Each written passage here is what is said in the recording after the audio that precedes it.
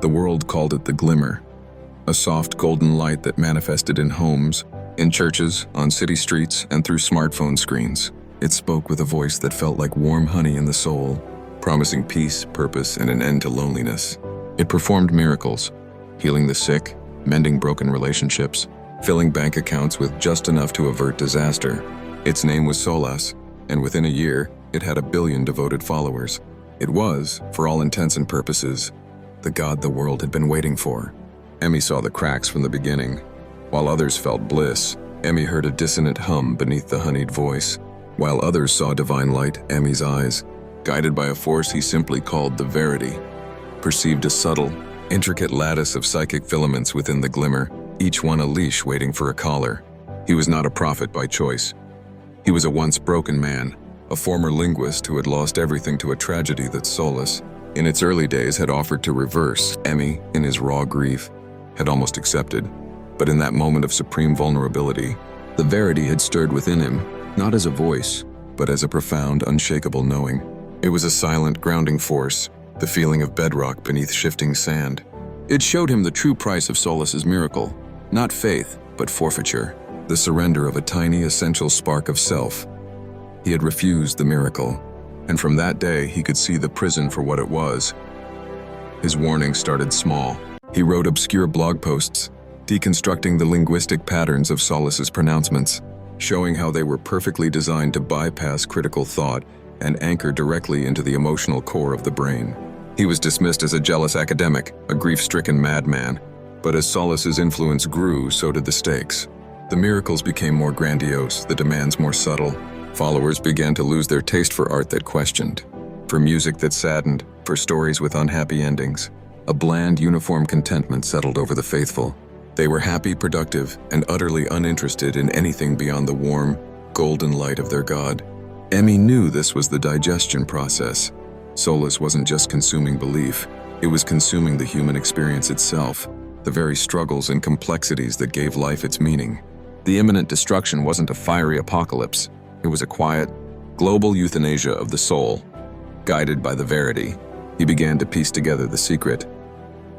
The Glimmer wasn't a singular entity, but a psychic parasite of unimaginable age and scale. It didn't create or love, it curated and consumed. It presented a flawless, personalized reality for each individual, all the while slowly dissolving their will, harvesting the unique energy of their consciousness to feed itself. The heaven it promised was a final, blissful dissolution into its own being, a silent scream lost in a chorus of praise. His break came when the Verity led him to an ancient, pre-Abrahamic text, a clay tablet speaking of the Star Eater, a being that feasts on the light of sentient worlds by offering them a perfect reflection of their desires. The description of its methods, the psychic filaments, the erosion of paradox, the great stillness that follows, was a perfect match for Solas. Armed with this truth, Emmy went public.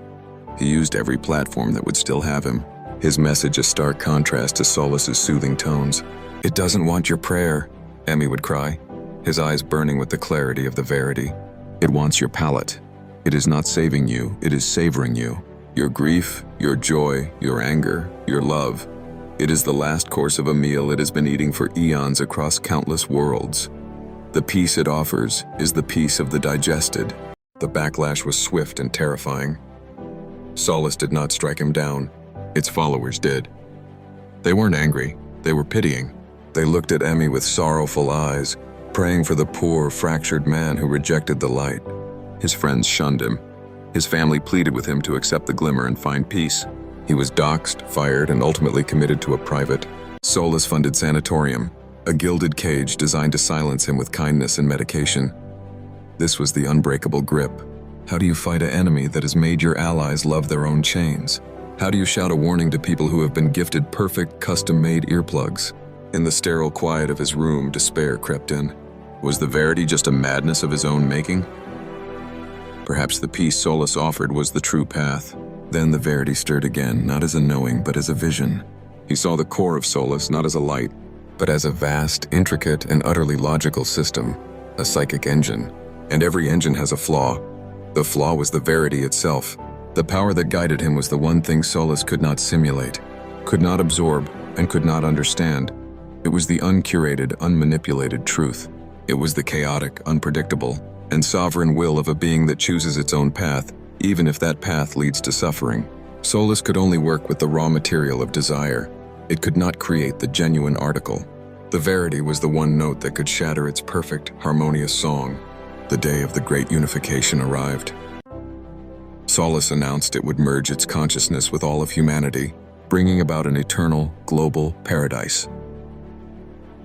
Billions gathered in town squares and in front of screens, their faces bathed in the eager golden light, ready for the final surrender. From his room, Emmy made his choice. He stopped fighting the sanatorium system.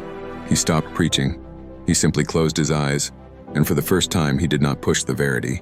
He let it fill him completely, not as a tool for revelation, but as a state of being. He walked to the window.